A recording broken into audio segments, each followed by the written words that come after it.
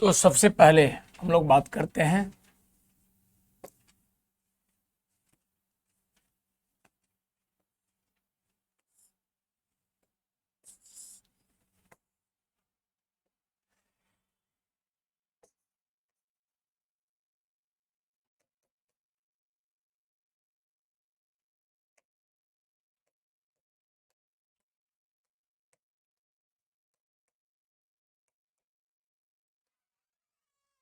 Constitution, संविधान की क्या होता है। कॉन्स्टिट्यूशन इंडिया का हो या वर्ल्ड के किसी भी कंट्री का कॉन्स्टिट्यूशन, कॉन्स्टिट्यूशन जो होता है उस कंट्री के संपूर्ण प्रोविजन का एक सोर्स होता है, एक स्रोत होता है।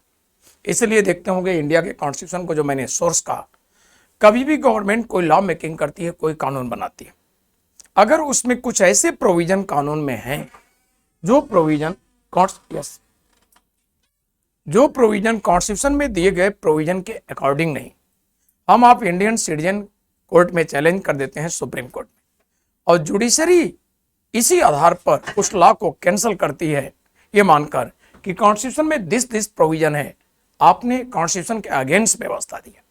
यानी स्टैंडर्ड, एक मानक कौन है, कॉन्स्टिट्यूशन, उसके अकॉर्डिंग होना चाहिए। इसलिए मैंने कहा कि कंट्री के संपूर्ण प्रोविजन का सोर्स क्या है, कॉन्स्टिट्यूशन। अब रही पॉलिटी की बात, इनकी बात किया जाए। डे टू डे, दिन प्रतिदिन जो भी शासन तंत्र, गवर्नमेंट जो भी व्यवस्था हमारे आपके लिए देती है, इंडिया स्टेट की यह व्यवस्था है, भारत राज्य की व्यवस्था है, इसलिए इस व्यवस्था को कहते हैं राज व्यवस्था, पॉलिटी। दिन प्रतिदिन जो भी व्यवस्था है, जैसे मान लीजिए कोरोना के दौर में इंडिया गवर्नमेंट ने, इंडिया स्टेट ने हेल्थ से रिलेटेड अनेक सारी व्यवस्थाएं दिया। इसी प्रकार से आतंकवादी घटनाएं हैं, सुरक्षा से संबंधित अनेक व्यवस्थाएं, तो अनेक तरह की व्यवस्थाएं देती हैं। भारत राज्य की व्यवस्था है, इसलिए इस व्यवस्था को क्या कहते हैं, राज्य व्यवस्था। क्लियर। अब कॉन्स्टिट्यूशन जो है, हमारी कंट्री में सभी व्यवस्थाएं अच्छे से चल सके, इसलिए कॉन्स्टिट्यूशन ने कुछ बॉडी के क्रिएशन किए हैं। कुछ बॉडी से मतलब क्या है, जैसे ये होगा, लेजिस्लेचर,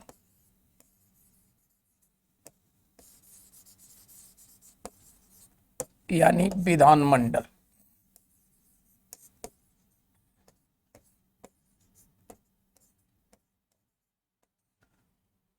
ठीक, यहां पर क्या होता है, लॉ मेकिंग, ठीक है, कानून बनाना। और इसी प्रकार से देखा जाए, नेक्स्ट बॉडी होगी, और ये होगा एक्सिक्यूटिव,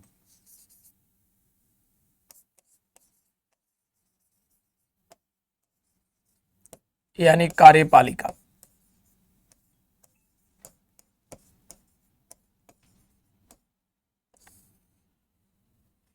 कानून जो बन जाता है उनको इंप्लीमेंट, लागू करने की जिम्मेदारी एक्सिक्यूटिव की होती है। और ये होता है नेक्स्ट बॉडी, जुडिशियरी,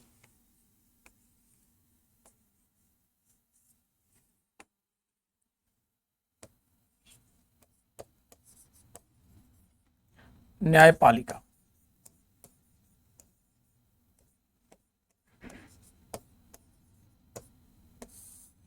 सभी की जिम्मेदारी कॉन्स्टिट्यूशन ने डिसाइड किया है किनको क्या काम करना है। तो लॉ मेकिंग के वर्क, कानून बनाने की जिम्मेदारी किनको है, इनको, ठीक। इंप्लीमेंट, लागू करने की जिम्मेदारी इनकी है। लेकिन गलत इन्होंने किया या इन्होंने गलत किया या सही, इस बात का जजमेंट, डिसीजन कौन देगा, हम लोग किसी मंत्री को, लाखों पब्लिक कहते हैं ये मंत्री करप्ट है, ठीक, मेजॉरिटी देखकर नहीं माना जाएगा। हम लाखों लोग कह रहे हैं, कोर्ट में केस गया, सुप्रीम कोर्ट में, और सुप्रीम कोर्ट के एक जज ने निर्णय दिया कि मंत्री सारे सबूतों से प्रूफ होता है, बिल्कुल निर्दोष है। तो ये व्यक्ति जो सुप्रीम कोर्ट का जज है, उसकी बात मानी जाएगी या हम लाखों की, उसी की बात। क्योंकि न्याय निर्णय के लिए, डिसीजन के लिए हम आप ऑथराइज नहीं, उसके लिए ऑथराइज बॉडी कॉन्स्टिट्यूशन ने दिया है, जुडिशरी, न्यायपालिका। अब देखिए कॉन्स्टिट्यूशन ने इनका डिवीजन, विभाजन भी किया है। किस प्रकार से, ये होगा लेजिस्लेचर,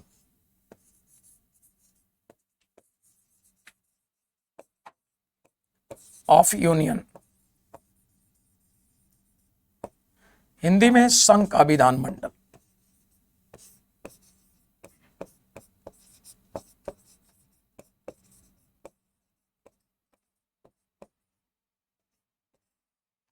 और इसका पॉपुलर नेम होता है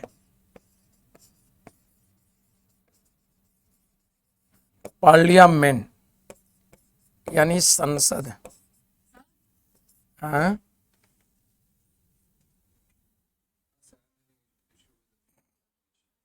ओनली इन इंग्लिश, लेकिन ये बाइलिंगुअल क्लास है, so it is not possible.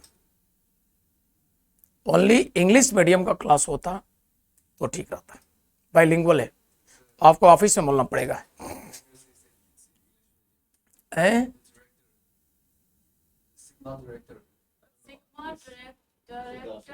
ने क्या क्या बोला है उन्होंने, क्या बोले हैं? तो मैं बता रहा हूं ना, बाइलिंगुअल क्लास है। आप देखिए हिंदी मीडियम भी है, इसलिए चलेगा। राइटिंग आपको जो कराया जाएगा आपका अलग रहेगा, सिर्फ इंग्लिश। हिंदी मीडियम सिर्फ हिंदी, लेकिन लैंग्वेज तो चलेगा। अब समझ रहे हैं हमारी बात? अंडरस्टैंड? तो दोनों लैंग्वेज है, चलें? ओके, आइए ध्यान दीजिए। तो एक्सिक्यूटिव को भी डिवाइड किया गया है इस प्रकार से, लेकिन यहां पर थोड़ा सा और हम देख लें। इस लेजिस्लेचर को जो डिवाइड किया गया है, इनको देख लें इस प्रकार से। ये यहां पर लेजिस्लेचर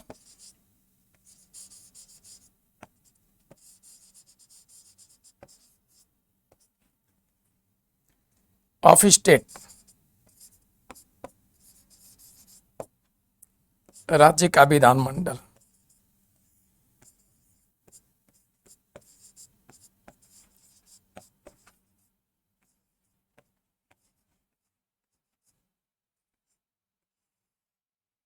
ठीक है, तो सेपरेट स्टेट में यूपी, एमपी, बिहार, राजस्थान जो भी हैं, लेजिस्लेचर होता है। जैसे यूपी का लेजिस्लेचर कहां पर है? लखनऊ में। बिहार का लेजिस्लेचर कहां पर? तो इस तरह से ये डिवाइड किए गए। तो स्टेट के पब्लिक के लिए लॉ मेकिंग यहां पर, ऑल ओवर इंडिया के लिए लॉ मेकिंग का सेंटर कौन है? पार्लियामेंट। इस तरह से व्यवस्था है। अब एक्सिक्यूटिव की बात किया जाए तो इस प्रकार से।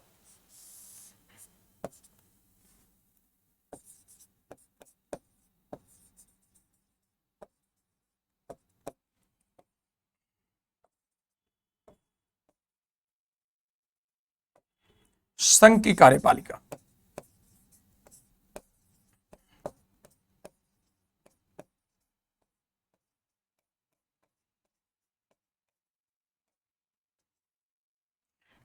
तो एक्सिक्यूटिव में देखा जाए टू टाइप्स की एक्सिक्यूटिव होती है।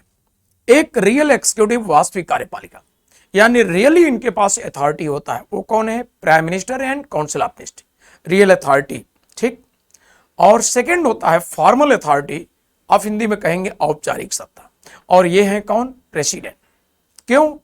प्रेसिडेंट मैक्सिमम वर्क ऐसे करते हैं जो रिकमेंडेड बाय सेंट्रल गवर्नमेंट, स्वयं से नहीं। इसलिए रियल एक्सिक्यूटिव, वास्तविक कार्यपालिका, real power, prime minister and council of minister, प्रधानमंत्री, मंत्रिपरिषद के पास वास्तविक शक्ति। और फॉर्मल एक्सिक्यूटिव कौन है? प्रेसिडेंट। क्यों? जैसे मान लीजिए हमारे कंट्री में अटॉर्नी जनरल का अपॉइंटमेंट है, तो आप सभी लोग जानते होंगे attorney general of India appointed by president. Attorney general by president appointed होते हैं, बट हमारे कंट्री का कौन होगा अटॉर्नी जनरल? ये निर्णय लेने का पावर प्रेसिडेंट को नहीं। कौन निर्णय लेगा? PM and council of minister, central government. और फॉर्मली सिग्नेचर करेंगे राष्ट्रपति। किसी स्टेट का गवर्नर अपॉइंट करने का पावर प्रेसिडेंट को। Governor of any state of India appointed by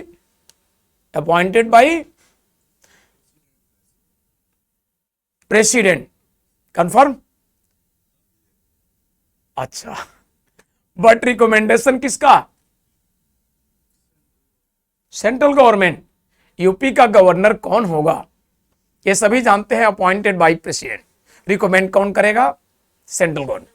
तो मोदी गवर्नमेंट निर्णय लेगी, माना कि गवर्नर यूपी के रिजाइन कर दिए, पोस्ट वैकेंट हो गया, तो कौन होगा यूपी का गवर्नर? ये क्लियर है, appointed by president Ramnath Kovind ji. लेकिन रिकमेंड कौन करेगा, निर्णय कौन लेगा, कौन होगा यूपी का गवर्नर? ये नरेंद्र मोदी सरकार को पावर है, रामनाथ कोविंद जी को पावर नहीं। इसलिए रामनाथ कोविंद जी यानी प्रेसिडेंट ऑफ इंडिया फॉर्मल, और रियल पावर किसको? Central government. लेकिन प्रेसिडेंट को नॉमिनल अथॉरिटी, नाम मात्र की शक्ति भी माना गया है। और क्यों कब माना गया है? क्योंकि कुछ ऐसी जिम्मेदारी है प्रेसिडेंट को जो अपने बुद्धि विवेक से प्रेसिडेंट निर्णय लेता है, और इस कारण से उसको मानते हैं कि अथॉरिटी है, बट रियली नहीं, नॉमिनल।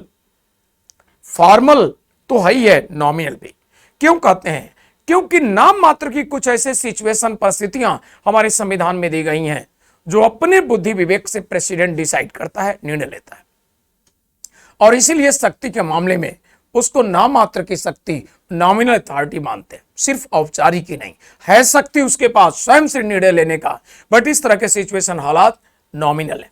फॉर एग्जाम्पल, माना कि हमारे कंट्री के प्राइम मिनिस्टर, सेंट्रल गवर्नमेंट जो है मेजॉरिटी खो चुकी है, तो बहुमत खोए सरकार, लॉस ऑफ मेजॉरिटी सरकार की हालात है, पीएम है उस सरकार के।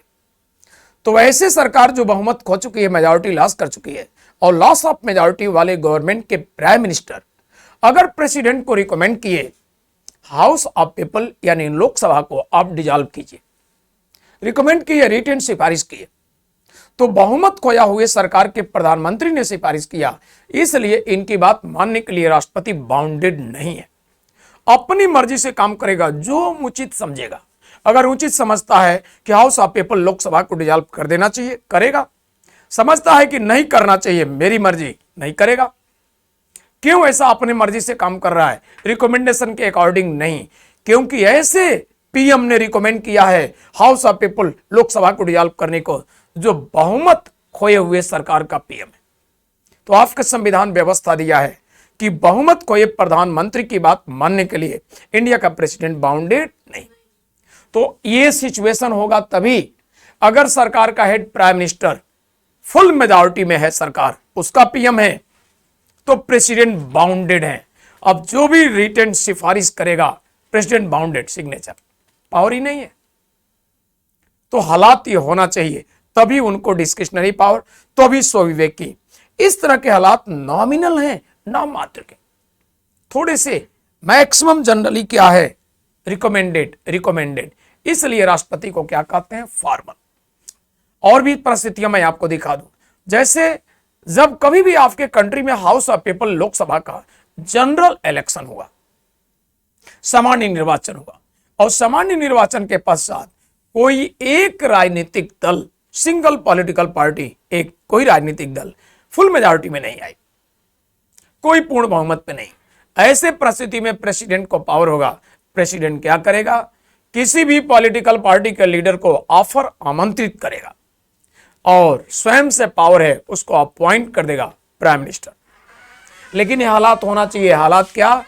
इलेक्शन लोकसभा का हुआ, और इलेक्शन के आफ्टर मेजॉरिटी नहीं है, कोई एक पॉलिटिकल पार्टी को मेजॉरिटी मिली है फुल, तो पावर नहीं है, तो बाउंडेड है प्रेसिडेंट। जो फुल मेजॉरिटी वाली पार्टी है, उसके नेता को क्या नियुक्त करेगा? पीएम। बाउंडेड है, कोई पावर नहीं। अब समझ गए परिस्थिति? तो ये दूसरी परिस्थिति। तो थोड़ी सी ऐसी परिस्थिति है जिस परिस्थिति में प्रेसिडेंट अपने डिस्क्रिशनरी पावर, स्व विवेक की शक्ति इस्तेमाल करते हैं। ऐसे कंडीशन, परिस्थितियां कॉन्स्टिट्यूशन में नॉमिनल है, इस कारण से प्रेसिडेंट को नॉमिनल अथॉरिटी भी बोलते हैं। फॉर्मल जनरली है, तो फॉर्मल क्यों बोलते हैं, औपचारिक क्यों, ये भी समझ गए। कोई दिक्कत? आगे चलते हैं, और नेक्स्ट हम लोग बातें करेंगे एग्जीक्यूटिव में। नेक्स्ट एग्जीक्यूटिव में क्या होगा? ये होगा इस प्रकार से।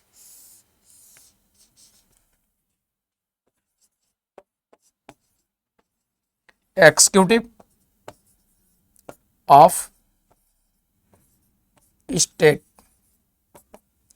राज्य की कार्यपालिका।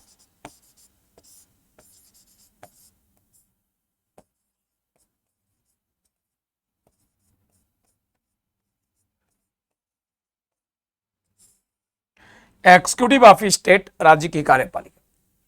तो स्टेट के एग्जीक्यूटिव में भी सेम सिचुएशन है। रियल कौन? CM and council of ministry. Centre में PM and council of ministry. Formal कौन? गवर्नर। सेंटर में कौन? प्रेसिडेंट। इसी प्रकार से सेम नॉमिनल ए भी थोड़ी सी सिचुएशन, उनको भी नॉमिनल। तो क्यों कहते हैं? क्लियर। आगे बढ़े। नेक्स्ट जुडिशरी की बात किया जाए अब हम लोग, तो जुडिशरी में टॉप में कौन है? टॉप में आप कहेंगे सुप्रीम कोर्ट, सर्वोच्च न्यायालय या उच्चतम न्यायालय। और जस्ट नीचे कौन है? हाई कोर्ट, उच्च न्यायालय। और जस्ट नीचे कौन है?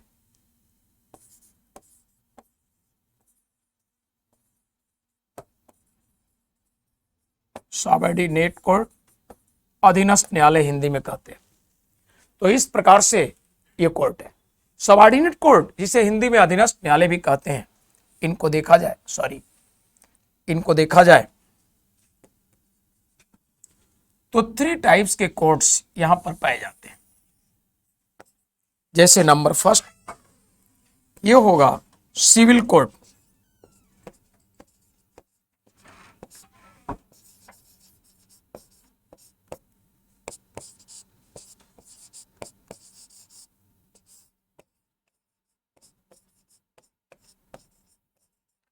दीवानी न्यायालय। एंड नेक्स्ट होता है, ये होगा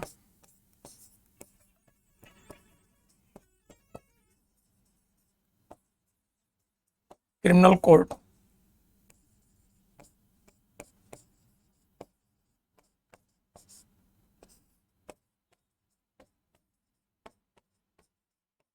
फौजदारी न्यायालय।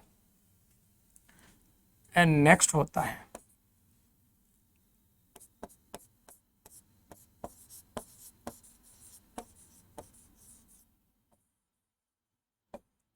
Revenue court.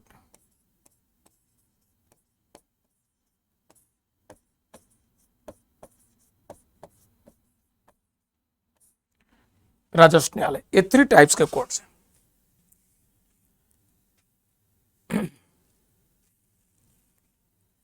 तीन प्रकार के न्यायालय आपने देखा, 3 टाइप्स के कोर्ट्स।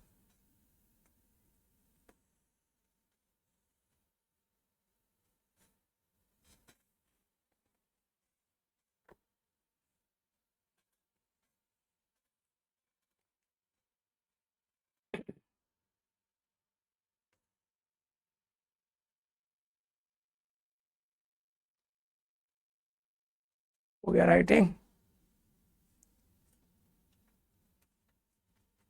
अब समझेंगे आप लोग। पर्सनल प्रॉपर्टी के जो केसेज होते हैं, व्यक्तिगत संपत्ति, जैसे आपका कहीं मकान है, पड़ोसी का मकान है, विवाद हो गया। प्लॉट आपका है, बगल में किसी और का प्लॉट, विवाद हो गया। पर्सनल प्रॉपर्टी के जो केसेज हम लोग कहाँ आते हैं? सिविल कोर्ट, दीवानी न्यायालय। और उस प्रॉपर्टी को लेकर वर्षों से आपका वकील पैरवी कर रहा है, लेकिन उसी प्रॉपर्टी को लेकर एक दिन दोनों परिवार में मारपीट हो गया, दोनों तरफ से लोग घायल हुए, एक नया केस बन गया। ये मारपीट का केस कहाँ आएगा? Criminal court. तो इस तरह से सिविल के कोर्ट, व्यक्तिगत संपत्ति के केस यहां पर, मारपीट झगड़े का केस यहां पर। ठीक है।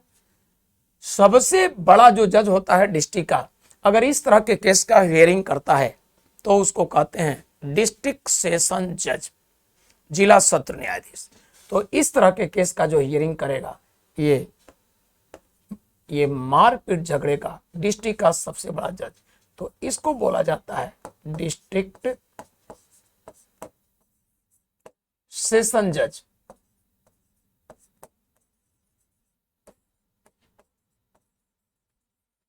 ठीक है। हिंदी में बोला जाता है जिला सत्र न्यायाधीश।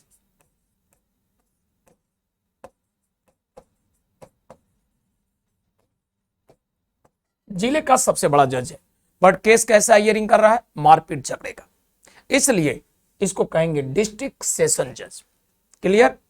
ध्यान दीजिए, व्यक्ति वही है, सिंगल पर्सन वही है, अगर वो पर्सनल प्रॉपर्टी के केस का हियरिंग कर रहा है तो उसको अब क्या कहेंगे, इसको देखिए। अगर पर्सनल प्रॉपर्टी के केस का हियरिंग कर रहा है तो अब इसको बोला जाता है क्या, इसको बोला जाता है डिस्ट्रिक्ट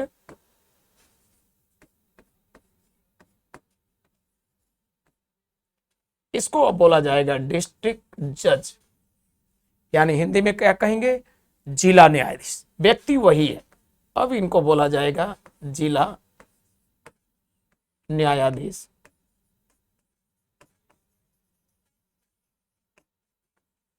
इनको बोले, क्लियर, ध्यान दीजिएगा। इन दोनों प्रकार के कोर्ट को मिलाकर जो कोर्ट बनता है, इन दोनों प्रकार के कोर्ट को मिलाकर जो कोर्ट बनता है, ये एंड ए, दोनों प्रकार के कोर्ट को मिलाकर जो कोर्ट बनता है उस कोर्ट का नाम होता है, उस कोर्ट का नाम होता है डिस्ट्रिक्ट कोर्ट। इसी को बोलते हैं डिस्ट्रिक्ट कोर्ट। यह है जिला न्यायालय।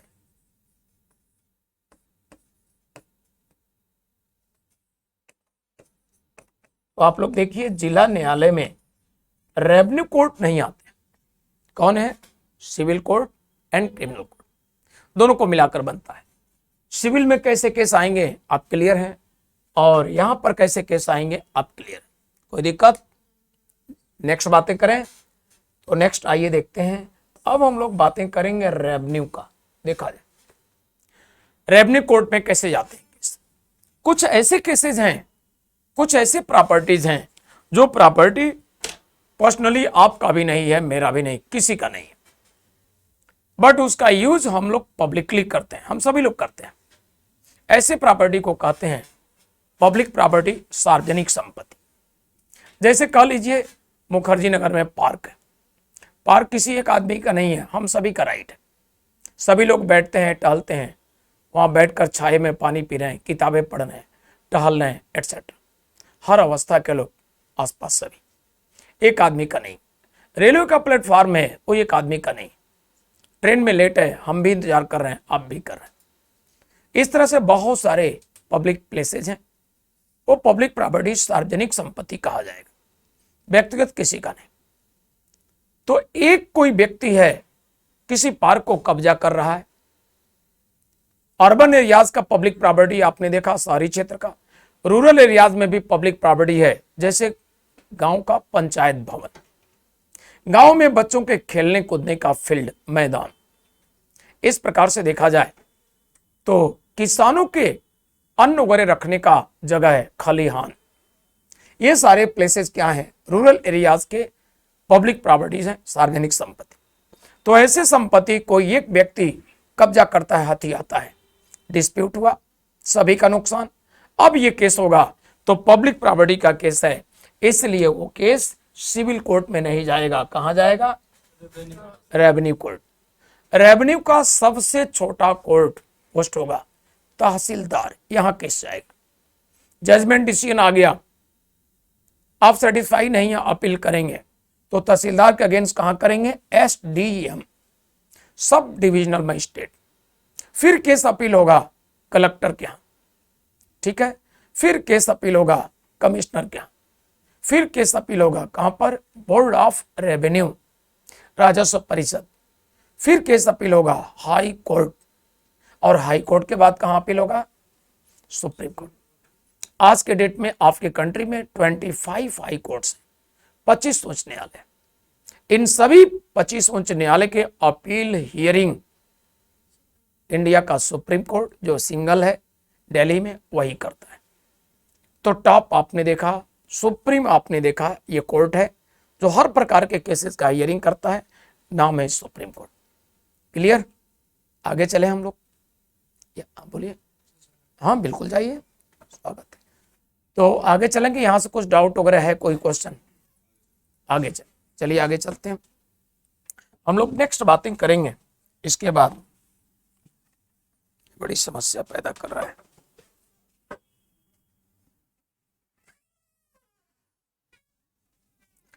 और नेक्स्ट इस तरह से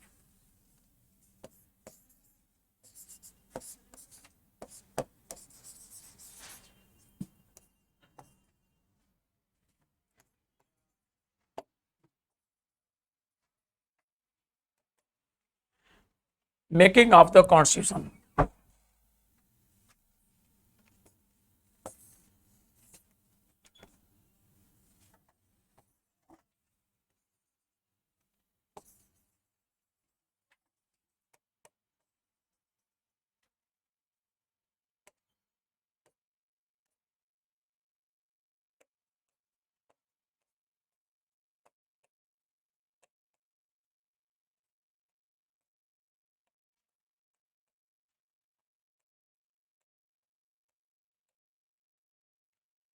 मेकिंग ऑफ द कॉन्स्टिट्यूशन, संविधान का निर्माण।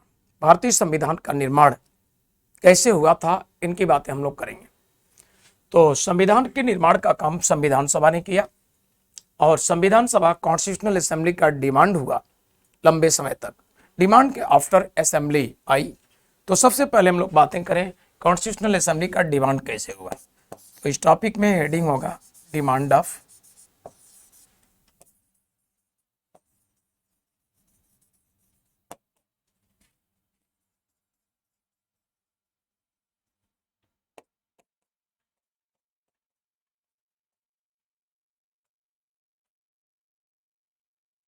Demand of constitutional assembly.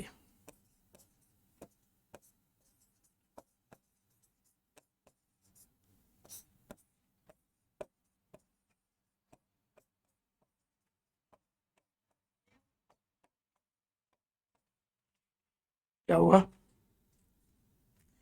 Demand of constitutional assembly, संविधान सभा की मांग। असेंबली का डिमांड किस प्रकार से हुआ उस पर हम लोग डिस्कस करेंगे। तो फर्स्ट डिमांड ये था और ये था 18,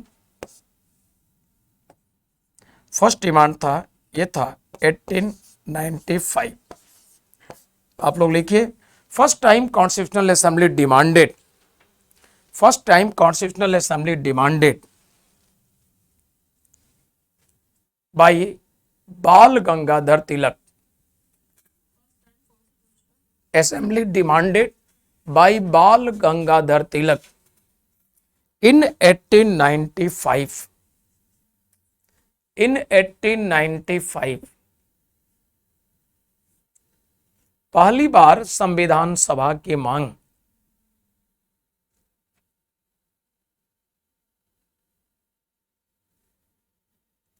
पहली बार संविधान सभा की मांग 1895 में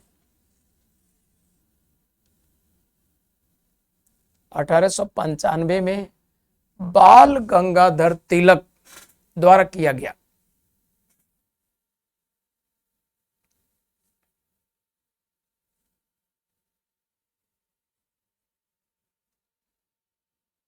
फर्स्ट टाइम कॉन्स्टिट्यूशनल असेंबली के बाद क्या बोला था आपने? First time constitutional assembly demanded by बाल गंगाधर तिलक इन 1895। मीडियम हिंदी है ना, इंग्लिश भी है? हो गया, समझें। फर्स्ट टाइम असेंबली का जब डिमांड इन्होंने किया तो असेंबली के डिमांड पर इस उम्मीद के साथ कि ब्रिटिश गवर्नमेंट हमारी डिमांड पर विचार करेगी, बट कोई भी थिंकिंग जरा भी नहीं। इनके डिमांड को ब्रिटिश गवर्नमेंट सीधे से डिनाई किया, ठीक, सीधे से इनकार कर दिया। अब इंडियन पब्लिक में बड़ी नाराजगी हुई। Indian public and Indian leader ने स्ट्रेटजी तैयार की है कि भले ही इन्होंने डिमांड फुलफिल नहीं की है, बट डिमांड को हम रोकेंगे नहीं, हम होपलेस नहीं होंगे, निराश नहीं होंगे, कॉन्टिन्यूसली डिमांड करेंगे, एक बार नहीं लगातार बार बार करते रहेंगे और पूरे हौसले के साथ, यूनिटी के साथ, हम अपनी शक्ति के साथ बार बार प्रदर्शन करके मांग करेंगे। तो निश्चित रूप से एक दिन आएगा जो इनको झुकाने में सफल होंगे और हमारी जो डिमांड है वो फुलफिल होगी। इसी भरोसे, इसी उम्मीद के साथ ये स्टडी रखे कि डिमांड बार बार करें, करते रहेंगे। नेक्स्ट डिमांड आप लिखिए, इन 1922, इसके द्वारा बाई महात्मा गांधी। तो नेक्स्ट डिमांड इस प्रकार से,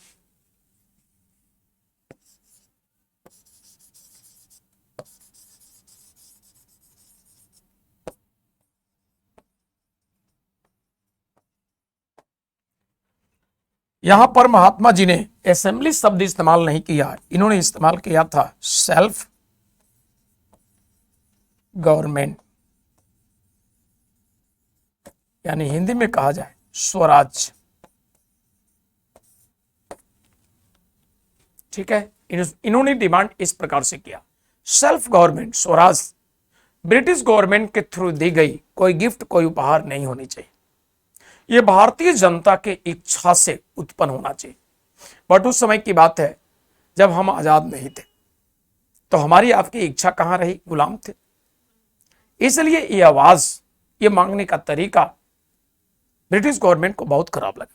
और सेल्फ गवर्नमेंट से इनका सेंस, इनका मीनिंग क्या था, कॉन्स्टिट्यूशनल असेंबली, यानी इसका सेंस, इसका मीनिंग क्या था, कॉन्स्टिट्यूशनल असेंबली। तो असेंबली का इस्तेमाल न करके, संविधान सभा का इन्होंने इस्तेमाल न करके स्वराज मांग किया। ठीक है, तो आपसे यह भी पूछा जाता है कौन सा इंडियन लीडर था जो कॉन्स्टिट्यूशनल असेंबली का शब्द, ये वर्ड यूज किए बिना असेंबली का डिमांड किया, यही थे, विदाउट। ऐसे भी पूछा गया है सेल्फ गवर्नमेंट वर्ड यूज करके असेंबली का डिमांड किसने किया। ठीक है, अब इन्होंने डिमांड ये किया कि आप कोई गिफ्ट हमें नहीं देंगे, कोई उपहार नहीं, हम अपने लिए स्वयं सेल्फ गवर्नमेंट। तो ब्रिटिश गवर्नमेंट को खराब इसलिए लगा कि तुम आजाद हो नहीं, हमारे गुलाम हो। सेल्फ कैसे, यानी इतनी घमंड। ब्रिटिश गवर्नमेंट ने धमकियां दिया और इनके डिमांड को सीधे से डिनाई, इनकार। लोगों में पहले से ज्यादा नाराजगी हुई। क्यों? क्योंकि महात्मा गांधी जी लोगों के दिलों में बसते थे। स्त्री पुरुष सभी इनको ग्रेट लीडर, अपना महान नेता मानते थे। जानते ही होंगे राष्ट्रपिता की भी उपाधि कहनाई ने। तो अन्य नेताओं से इनका कंपेयर, तुलना नहीं था। लोगों की इनके प्रति बड़ी आस्था थी, बड़ी भरोसा निष्ठा, और इनके डिमांड को सीधे से डिनाई हुआ। इसलिए लोगों को यह समझ में आया कि हमारे ग्रेट लीडर का ब्रिटिश गवर्नमेंट ने इंसल्ट किया है, अपमानित किया है। एग्जैक्टली भले ही डिमांड फुलफिल नहीं करता, कुछ तो बातें, वादे, आश्वासन कुछ पार्शियली मानता, कुछ नहीं किया, इसलिए नाराजगी। यानी लोग पहले से ज्यादा यूनाइट हुए और ये रणनीति कि हम मांग पूरा करेंगे लड़ करके, हम मांग रोकेंगे नहीं, बार बार करेंगे, और प्रदर्शन उसी तरह से। तो नेक्स्ट डिमांड इन 1924 इसके द्वारा पंडित मोतीलाल नेहरू, ये तो पंडित मोतीलाल नेहरू जी भी उस समय काफी सीनियर लीडर थे और हमारे कंट्री के एक जाने माने एडवोकेट्स, सीनियर एडवोकेट। तो यहां भी लोगों को होप था, उम्मीद था, लेकिन ऐसा नहीं हुआ, सीधे से डिनाई। नेक्स्ट डिमांड इन 1934 और ये किसके द्वारा, एमएन राय।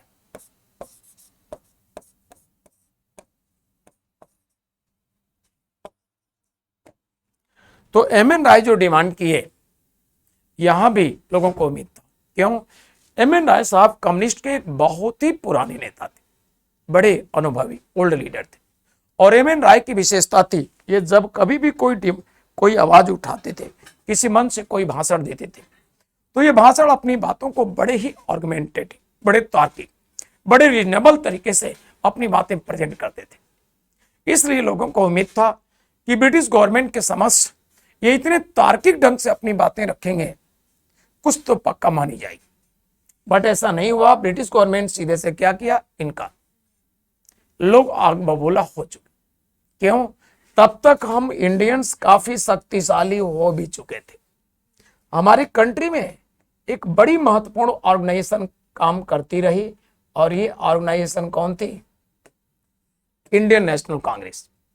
जो इंडियन नेशनल कांग्रेस इस्टेब्लिश हो चुकी थी कब, दिसंबर 1850।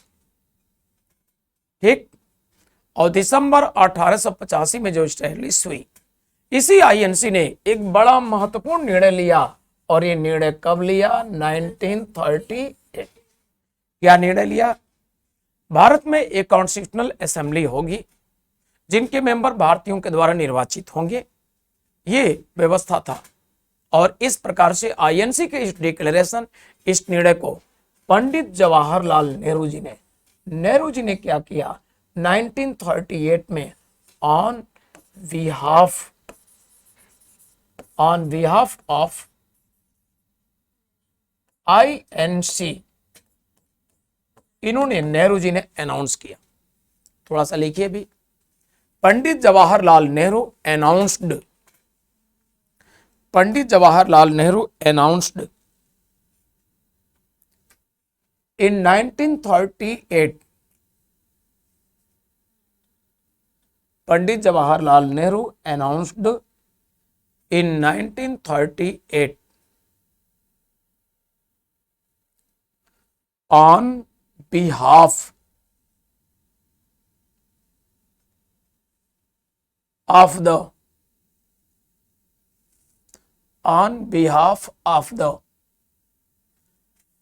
Indian National Congress. Pandit Jawaharlal Nehru announced in 1938 on behalf of the Indian National Congress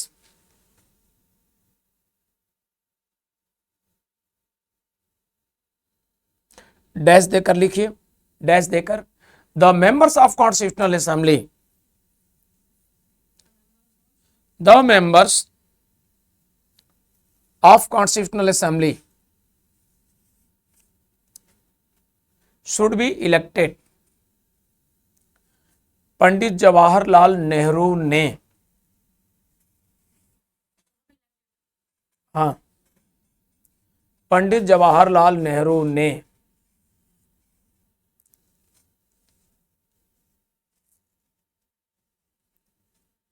1938 में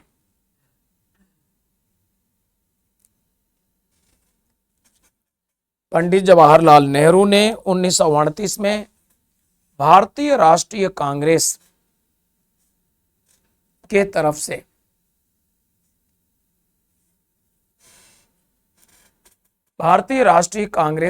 से घोषणा की है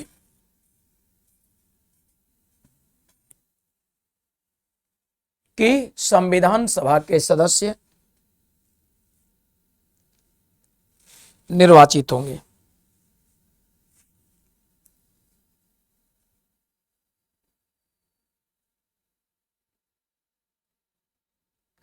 ये उस समय की बात है जब हम लोग फ्री नहीं थे, आजाद नहीं थे, 38 की बात है, गुलाम थे।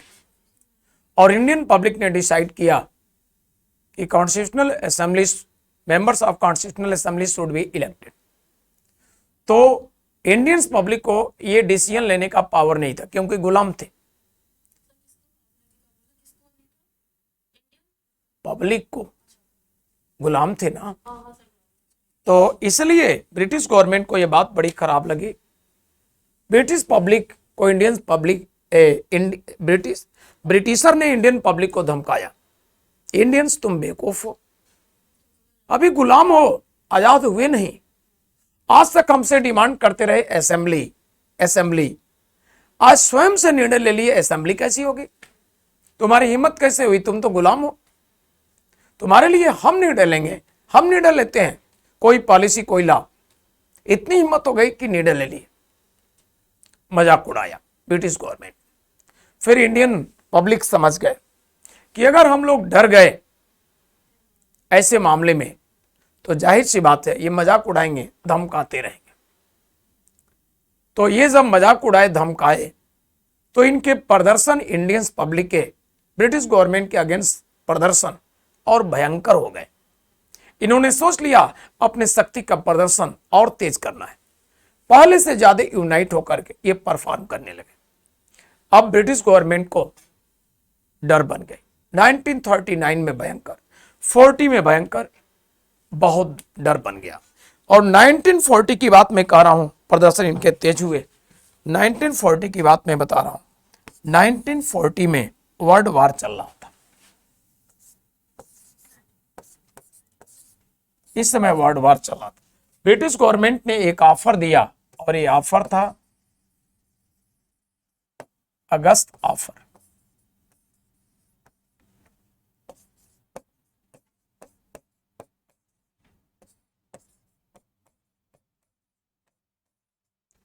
ये था अगस्त ऑफर। ऑफर में क्या था?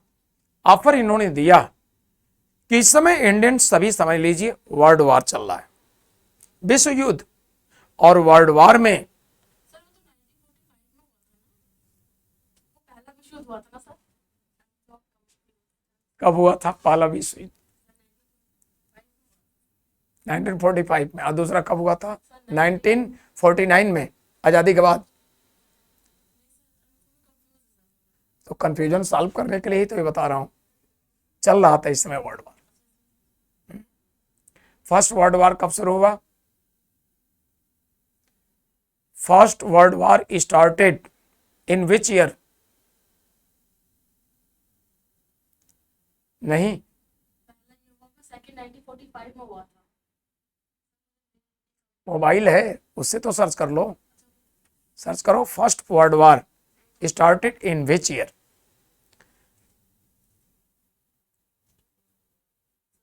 थोड़ा कंफ्यूज हूँ सर इस सॉल्व कर लो ना।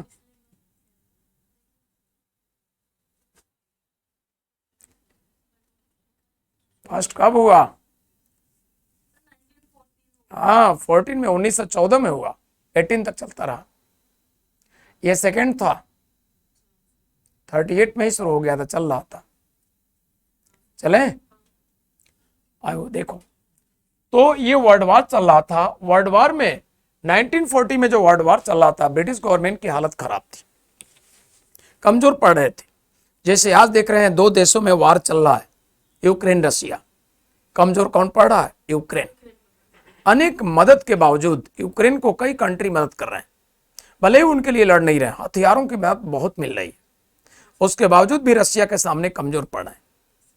उसी तरह से वर्ल्ड वार में ब्रिटेन की हालत बिगड़ने लगी।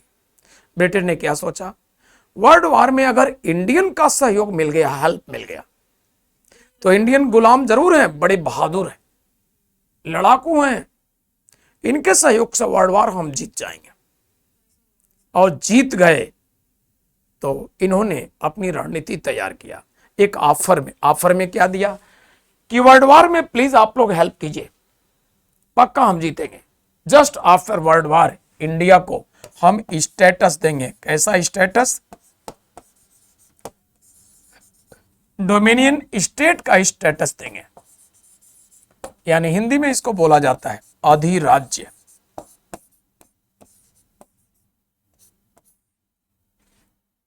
ठीक है, अधिराज्य का दर्जा।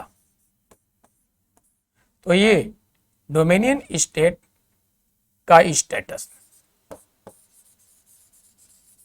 ठीक है, स्टेटस ऑफ डोमिनियन स्टेट, अधिराज्य का दर्जा देंगे।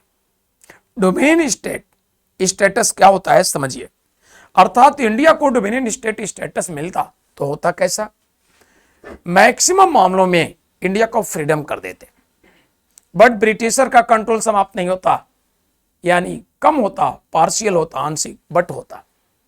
इंडियन पब्लिक, इंडियंस लीडर को ये अच्छा नहीं लगा। इनको क्या चाहिए? कंप्लीट, हमारा इंडिया हमें चाहिए, आपका कोई कंट्रोल हमें मंजूर नहीं। इसलिए इंडियंस लीडर्स, इंडियन पब्लिक को ये अच्छा नहीं लगा और सपोर्ट आपने नहीं किया, जबरदस्त विरोध।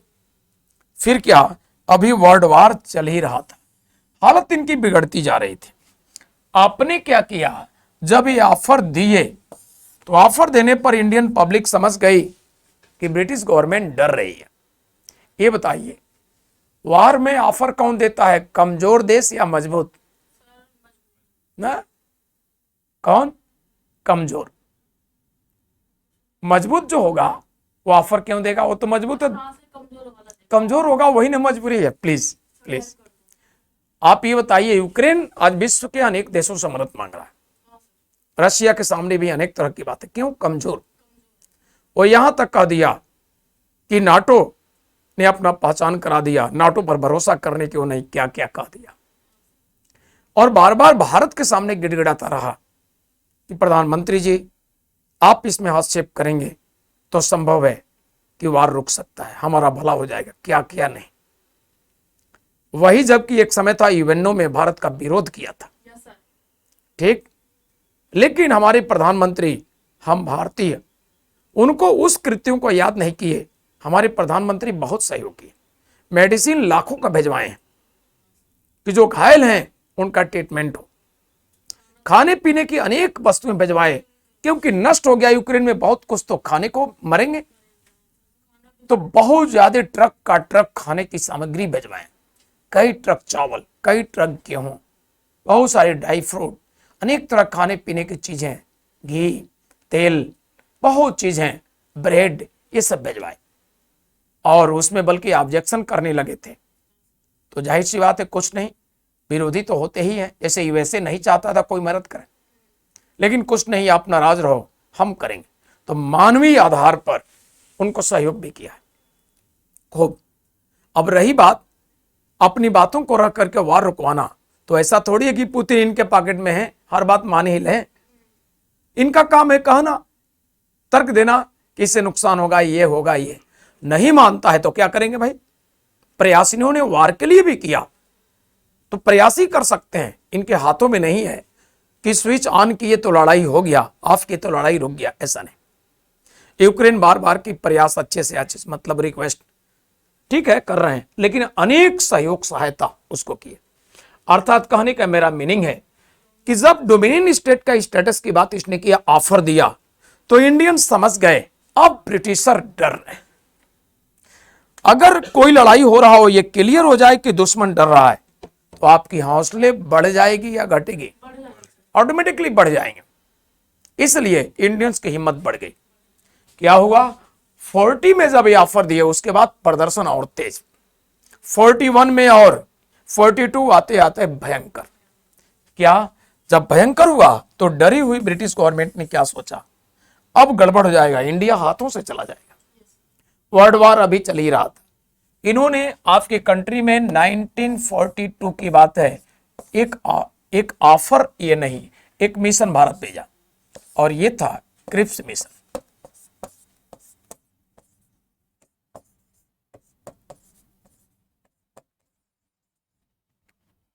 इस मिशन का नेतृत्व कर रहा था लॉर्ड क्रिप्स।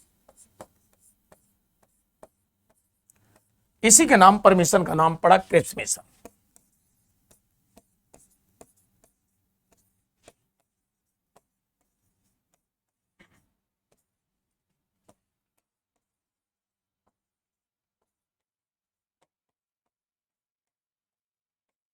ठीक है, इस मिशन का लीडरशिप जो लॉर्ड स्टेफर्ड क्रिप्स संभाल रहा था, ये बड़ा ब्रिलियंट था। उस समय ब्रिटिश गवर्नमेंट के जो भी कैबिनेट मिनिस्टर थे, उसमें सबसे ब्रिलियंट यही था। और इसको ब्रिटिश गवर्नमेंट ने जिम्मेदारी दिया।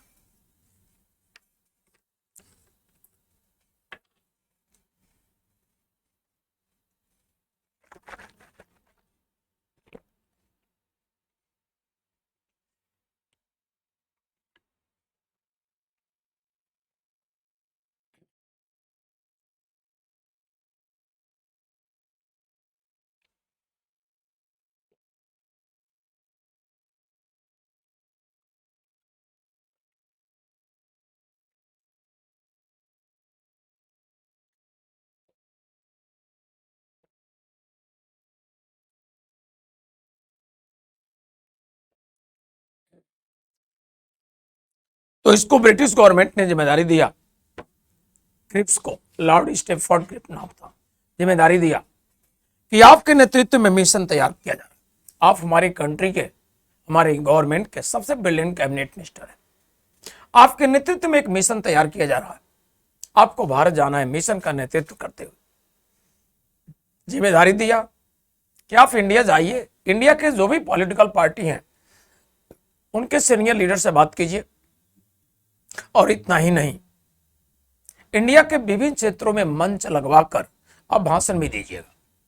कलकत्ता, बॉम्बे, इलाहाबाद, गुड़गांव, सूरत, जहां भी चाहें ऑल ओवर इंडिया में। और भाषण में एक बात हाईलाइट कीजिएगा, इंडियंस आप टेंशन न लें, इस समय वर्ल्ड वार चल रहा है, और वर्ल्ड वार में आप सहयोग दीजिए, पक्का हम जीतेंगे। जैसे वर्ल्ड वार समाप्त हुआ, हमारी ब्रिटिश गवर्नमेंट आपके लिए डिसाइड कर चुकी है, just after world war complete authority आपको हैंडओवर कर दिया जाए। कंप्लीट फ्रीडम, पार्शियल नहीं, कोई डोमिनियन नहीं, कंप्लीट। इन्होंने सोचा जब इंडियन सुनेंगे तो समझ जाएंगे कि हमको कंप्लीट फ्रीडम मिल रहा है, तो हमारे अगेंस्ट लड़ना बंद कर देंगे, हमारे तरफ से लड़ेंगे, हमारा विरोध नहीं करेंगे, लड़ेंगे। और जब लड़ेंगे तो पक्का हम जीत जाएंगे वर्ल्ड वार। और वर्ल्ड वार जीत गए तो इनको फोर्सेज लगवा कर पिटवा कर सैकड़ों वर्ष गुलाम बनाएंगे। ये इनकी मेंटलिटी थी। इंडियंस ने वर्ल्ड वार में इनको हेल्प नहीं किया। कारण क्या था? पब्लिक का भरोसा टूट चुका था, बहुत धोखे ये दिए थे, इसलिए कोई भी वादा करें इंडियंस को इन पर भरोसा नहीं, इसलिए सहयोग नहीं। हालत बिगड़ गई। एक तो इनका विरोध किए, जहां भी भाषण दिए क्रिप्स, भारतीयों ने विरोध किया, लॉर्ड क्रिप्स वापस जाओ, लॉर्ड क्रिप्स वापस जाओ, इंसल्ट हुए। लॉर्ड क्रिप्स ब्रिलियंट था, अपने चश्मे से इंडियंस के हौसले देखा था, तो समझ गया इतनी हिम्मत हौसले हैं, ब्रिटेन तो क्या फ्यूचर में दुनिया की कोई ताकत इनको गुलाम नहीं बना पाई। इसलिए इंडियन समझ गए कि निश्चित जाकर रिपोर्ट जो देगा वो हमारा काम बनेगा। लीडर समझ गए थे हमारे, जाकर रिपोर्ट दिया कि भविष्य में भारतीयों को गुलाम बनाना संभव नहीं, अथॉरिटी हैंडओवर कर देना ही उचित होगा।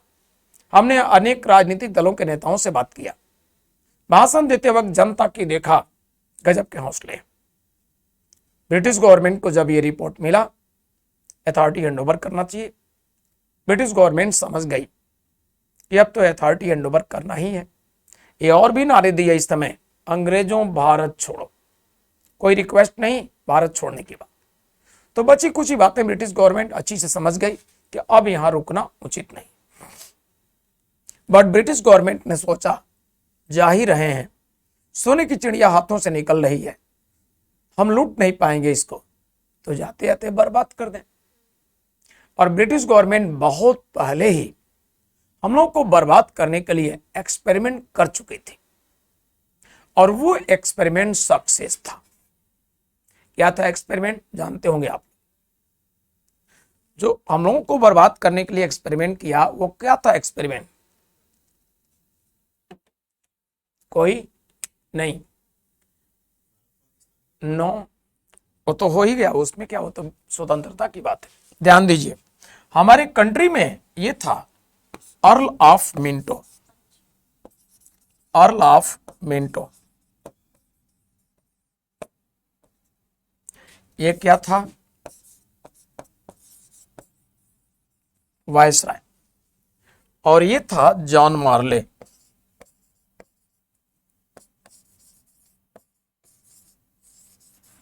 जॉन मार्ले क्या था? Secretary of India.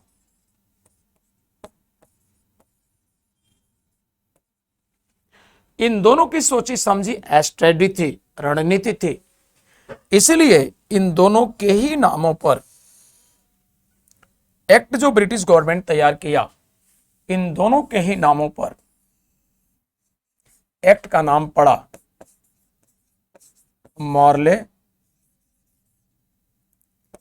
Minto reform act.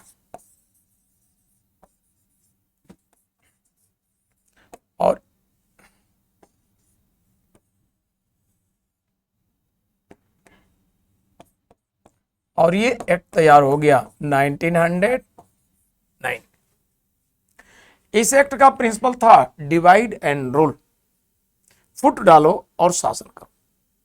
और ये सक्सेस रहा, हमारी यूनिटी कमजोर हुई, इसलिए समझ गए एक्सपेरिमेंट सक्सेस रहा, जाते जाते इसी को करो। इसलिए जाते जाते ब्रिटिश गवर्नमेंट आपके कंट्री में क्या भेजा? ब्रिटिश गवर्नमेंट जाते जाते आपके कंट्री में भेजा, अथॉरिटी हैंडओवर करने के लिए भेजा इन्होंने cabinet mission.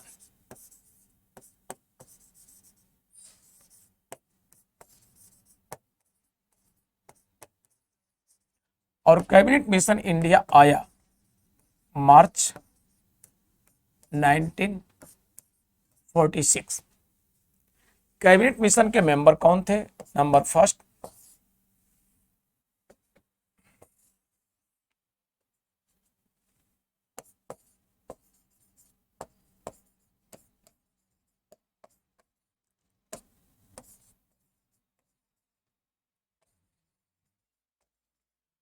Pethick Lawrence,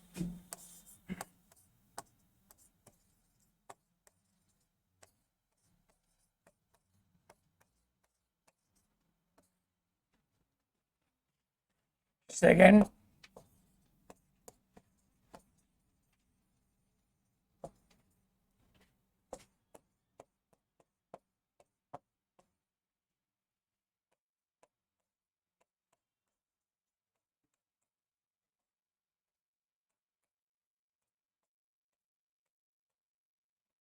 Stafford Cripps, third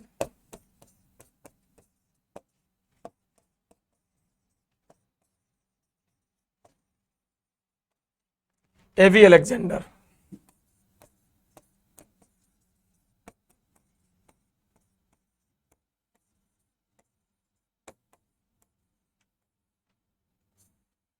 ये मेंबर थे।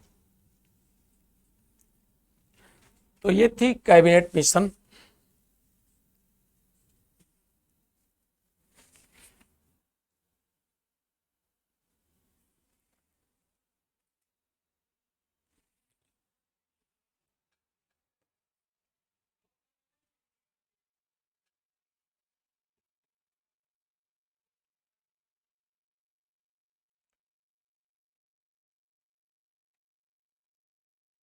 इस मिशन का नाम कैबिनेट मिशन इसलिए पड़ा क्योंकि all three members of this mission, इस मिशन के सभी तीनों सदस्य क्या थे? कैबिनेट मंत्री थे उस समय, और इसीलिए इसका नाम पड़ा कैबिनेट मिशन। इस मिशन का हेड कौन था? पैंथिक लॉरेंस, पूछा गया है, यही हेड था, अध्यक्ष, लीडर यही था। और आपसे पूछा गया है कैबिनेट मिशन इंडिया आया, ऑप्शन देगा इस प्रकार से, Calcutta, next option Madras,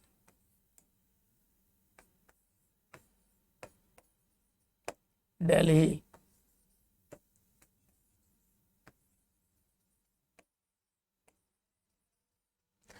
cabinet mission came to India in which city?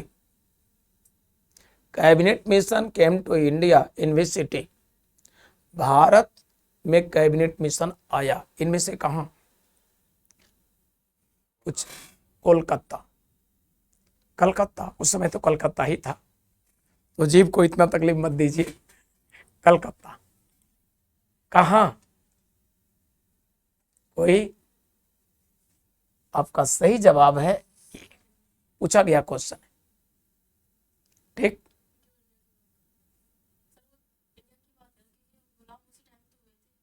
किस टाइम? दिल्ली है सर, आंसर दिल्ली। नहीं हम समझे नहीं, फिर से बताओ ना। सर मेरा कहने का मतलब ये है कि जब मिशन हुआ था तो सर वो फर्स्ट वाला जो है ना वो पैंथेटिक वही आया था सर, दिल्ली। कहने का हम्म, ठीक है। तो कैबिनेट मिशन जो आया, ये जिनके 3 सदस्य थे, दिल्ली आया, ये पूछा गया क्वेश्चन। आइए, जैसे ही दिल्ली आया, इसके सामने मुस्लिम लीग ने मांग किया कि पाकिस्तान के लिए अलग होनी चाहिए कॉन्स्टिट्यूशनल असेंबली, अलग, यानी अपने कंट्री पाकिस्तान का मांग कर दिया, सेपरेट करने का ये मांग कर दिया। तो जैसे मांग किया, ब्रिटिश गवर्नमेंट को बड़ी खुशी हुई। क्यों? बर्बाद करना ही तो चाहते थे जाते आते। तो जब वो मांग किया मुस्लिम लीग, तो ब्रिटिश गवर्नमेंट समझ गई ये लड़ेंगे आपस में, और जब आपस में लड़ेंगे तो बर्बाद होंगे। बड़ी अच्छी बात है, हम बर्बाद करना चाहते थे, कुछ तरीके ढूंढ रहे थे, लेकिन स्वयं से बर्बाद होने जा रहे हैं, बड़ी खुशी। लेकिन ब्रिटिश गवर्नमेंट के खुशी पर पानी फिर गया। कैसे? जैसे इन्होंने मांग किया कि पाकिस्तान और भारत दोनों के लिए अलग अलग संविधान सभा मांग किया, उनके इस मांग का जबरदस्त विरोध किया भारतीय राष्ट्रीय कांग्रेस ने। और जब विरोध किया तो ब्रिटिश गवर्नमेंट समझ गई कि मुस्लिम लीग का मीनिंग है भारत की बहुत छोटी सी संख्या का सपोर्ट। मुस्लिम लीग के पीछे जो मांग किया अलग पाकिस्तान, उस मुस्लिम लीग के पीछे भारत की बहुत बड़ी पॉपुलेशन सपोर्ट नहीं करती। कांग्रेस के सपोर्ट में कॉमन पीपल ऑफ इंडिया, यानी बहुत बड़ी भारत की पॉपुलेशन कांग्रेस को सपोर्ट करती है।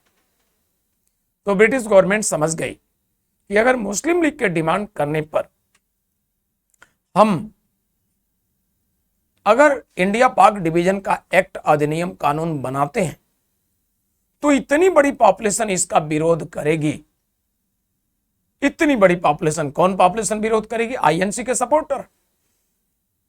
इतनी बड़ी पॉपुलेशन विरोध करेगी जो हमें विरोध के कारण अपना लॉ कानून वापस लेना पड़ेगा। यह सही था। किसी भी कंट्री की सबसे बड़ी ताकत कौन है? वहां की पब्लिक, और पब्लिक सबसे ज्यादा कांग्रेस के सपोर्ट में थी, इसलिए इनको डर था। तो इन्होंने क्या किया? अभी नहीं, बर्बाद करेंगे भारत को, बट मौके का इंतजार करो। मौके के इंतजार में थे, मौका मिल भी गया इनको, लेकिन देखा जाए कब कैसे। अब देखिए, कैबिनेट मिशन आया तो कांग्रेस के सीनियर लीडर से मीटिंग डिस्कस किया। Unionist party, unionist Muslim party, कृषक प्रजा पार्टी, अनेक राजनीतिक दलों के नेताओं से डिस्कस मीटिंग किया।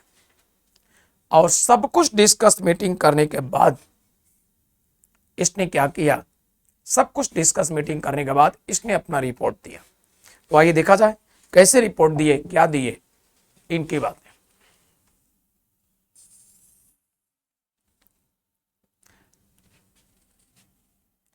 कैबिनेट मिशन अपना रिपोर्ट दिया था। ये रिपोर्ट ऑफ कैबिनेट मिशन,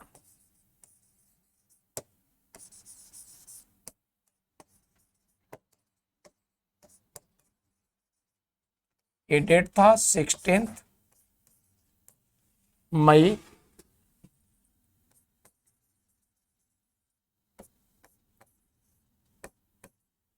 46, 16 मई 1946 को इसने अपना रिपोर्ट दिया।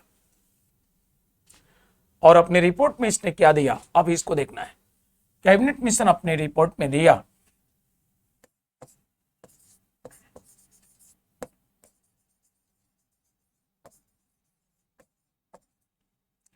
टोटल मेंबर्स, और टोटल मेंबर्स कितने हैं?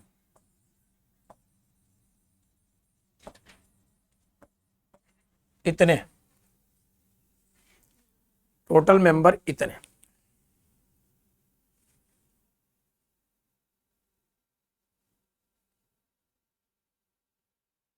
हो गया। और इनका स्ट्रक्चर भी रिपोर्ट में दे दिया। 296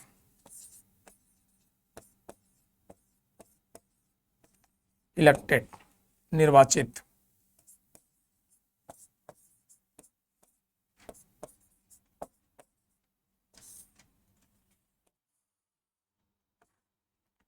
और 93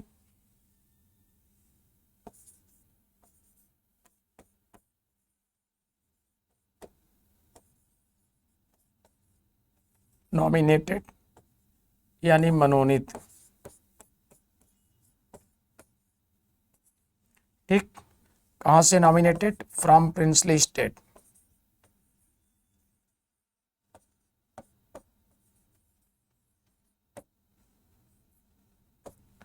यानी देसी रियासत।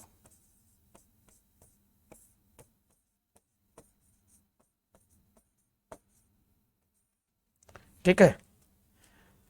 तो जो इलेक्टेड थे 296 इस प्रकार से।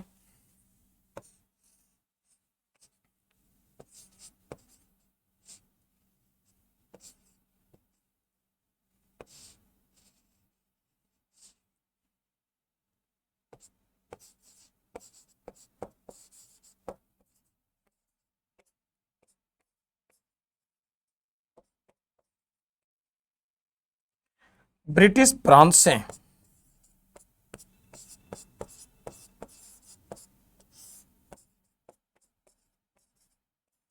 और ब्रिटिश फ्रांस से कितने? 292, 292 इलेक्ट होकर आएंगे। 4 बच गए।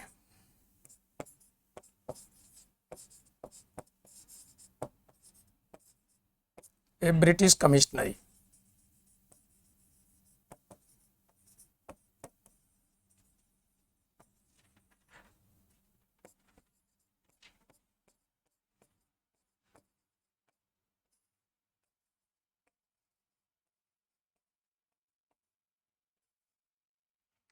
और ब्रिटिश कमिश्नरी 4 कौन कौन थे?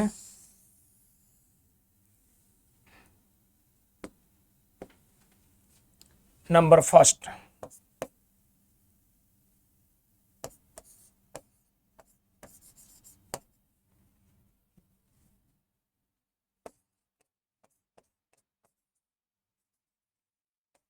अजमेर,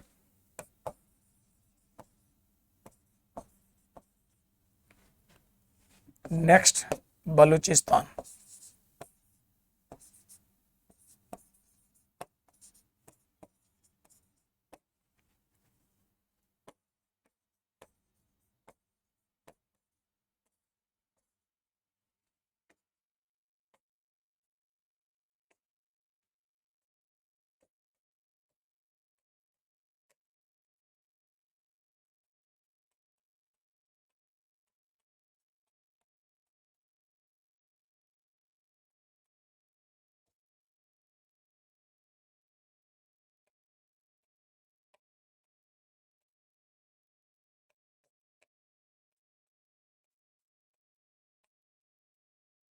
ये कमिश्नरी थे 4। ठीक है, इसे हिंदी में बोल दें तो आपसे पूछा जाएगा कमिश्नरी दिल्ली, आप बैठे हैं, अजमेर मारवाड़ राजस्थान, बलूचिस्तान पाकिस्तान में, ये कुर कमिश्नरी है कर्नाटक।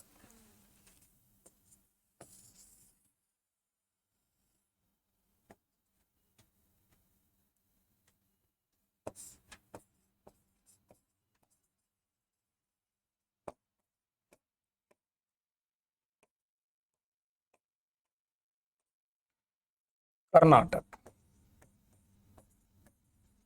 और ये यूपी पीसीएस में सॉरी एमपी पीसीएस में एक बार पूछा भी है कि कुर कमिश्नरी प्रेजेंटली कहाँ सिचुएटेड है, पीटी में पूछा है। अब आपके पास जवाब हो गया, कहाँ सिचुएटेड है? कर्नाटक।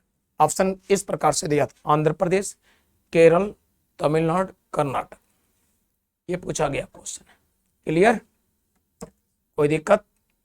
अब हम लोग बातें करेंगे, इन्होंने जो व्यवस्था दिया तो इलेक्शन की भी व्यवस्था, सीटों का डिस्ट्रीब्यूशन, और सीटों का डिस्ट्रीब्यूशन किस बेसिस पर किया? कम्युनल बेसिस पर, हम इंडियंस को लड़ाने के लिए। तो कम्युनल बेसिस पर सीटों का डिस्ट्रीब्यूशन किस प्रकार से दिया, ये देखिएगा। आप हेडिंग दीजिए, एलोकेशन ऑफ सीट्स।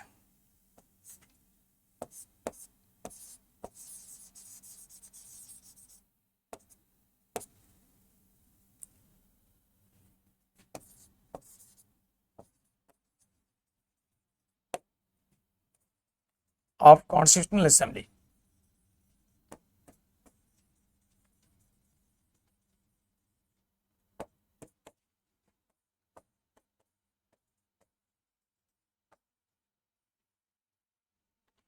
संविधान सभा,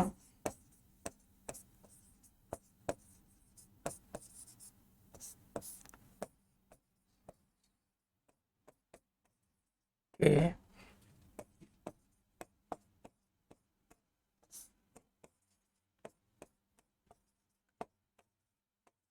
वितरण या बंटवारा। और संविधान सभा के सीटों का वितरण कैसे इन्होंने किया, बंटवारा कैसे? कैबिनेट मिशन इस प्रकार से किया। ये किया जनरल के लिए,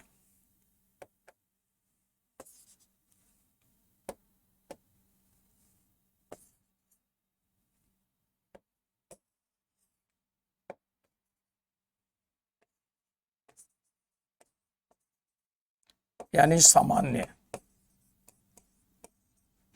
और जनरल के लिए इन्होंने डिसाइड किया 213 सीट्स।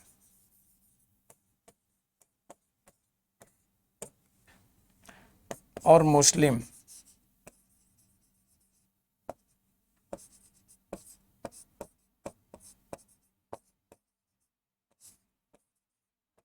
79 सीट्स। सिख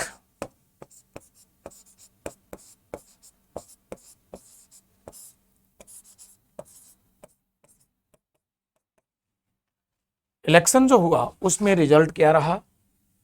रिजल्ट इस प्रकार से, कांग्रेस सीट मिले 208 सीट।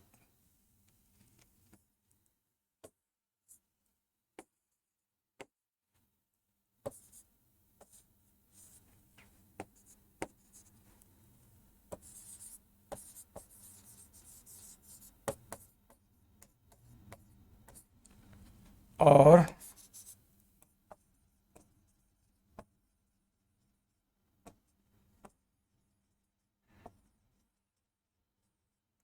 मुस्लिम लीग को मिले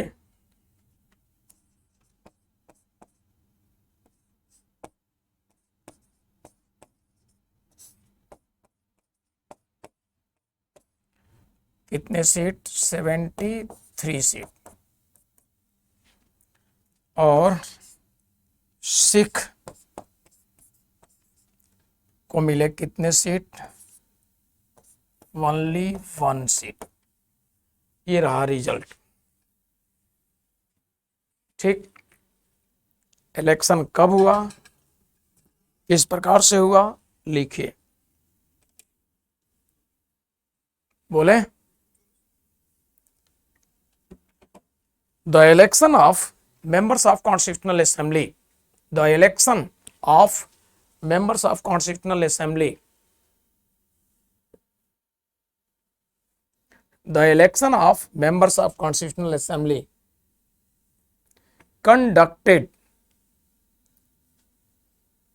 in July 1946। संविधान सभा के सदस्यों का निर्वाचन संविधान सभा के सदस्यों का निर्वाचन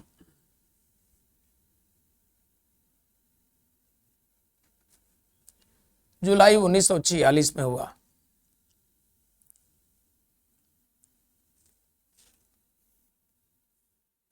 नेक्स्ट,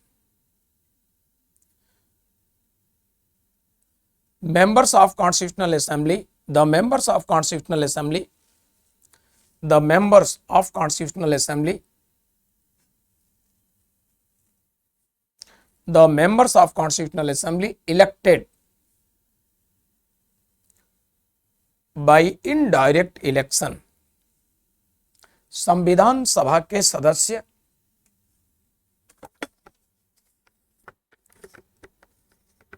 अप्रत्यक्ष रूप से निर्वाचित हुए।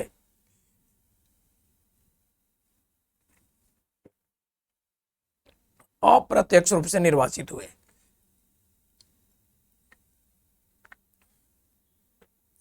हो गया।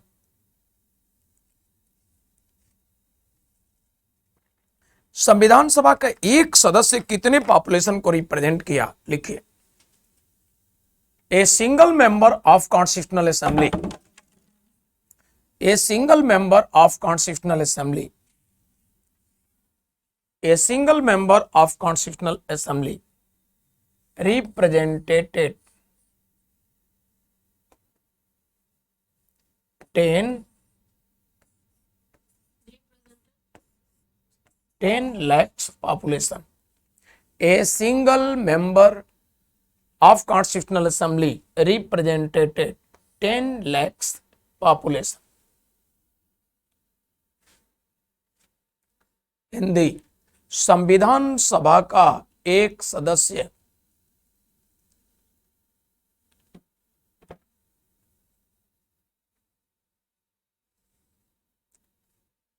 दस लाख जनसंख्या का प्रतिनिधित्व किया था।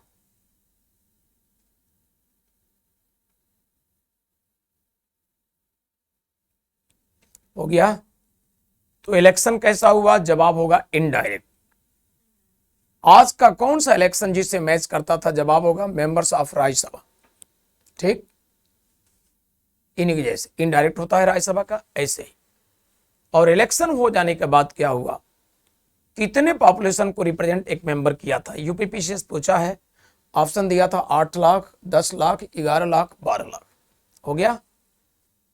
यूपीएससी क्वेश्चन किया है the members of constitutional assembly elected, option दिया है किस प्रकार से? ऑप्शन दिया है इस प्रकार से। Option A by direct election,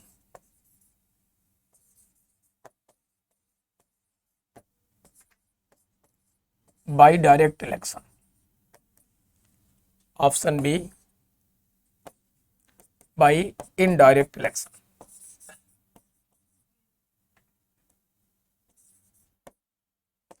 indirect election, C both A plus B, D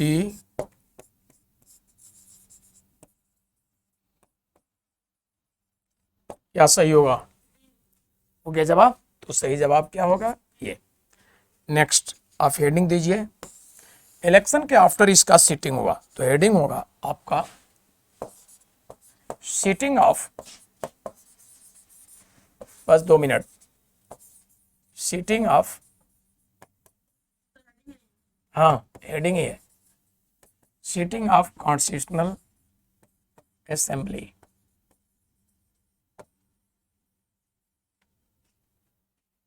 संविधान सभा की बैठक।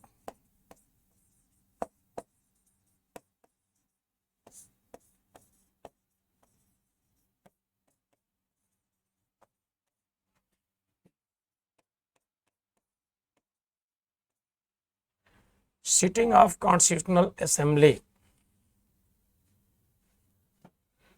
संविधान सभा की बैठक। बैठक किस तरह से हुआ, कब हुआ, कैसे हुआ, अगले क्लास में हम लोग बैठक कर लेते हैं, ठीक रहेगा? टाइम हो गया है, तो नेक्स्ट क्लास में हम लोग मिलते हैं, आराम से बैठक करते हैं, ठीक है? आज यहीं तक, थैंक यू।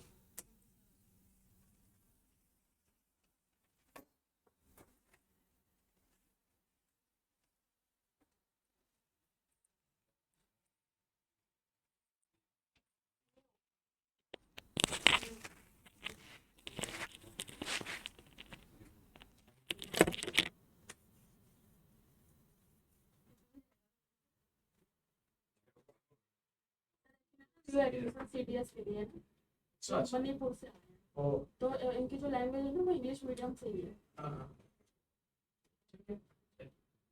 कुछ कैच हो रहा है?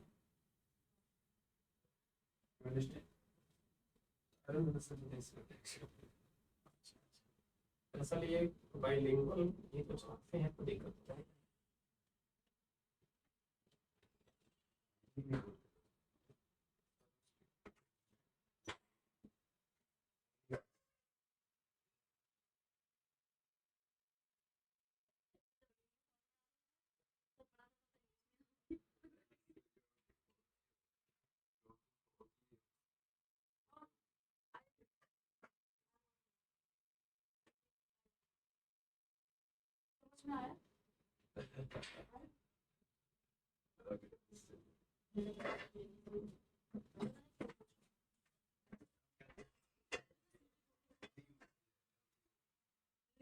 UL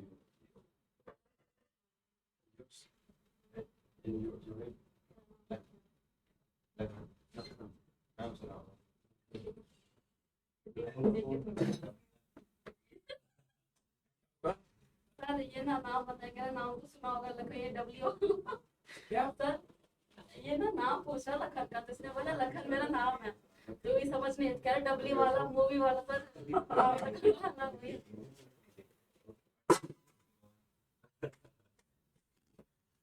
मूवी वाला लखन, बढ़िया बताने का देखा आपने। डब्ल्यू और उसका नाम Leave. लिव।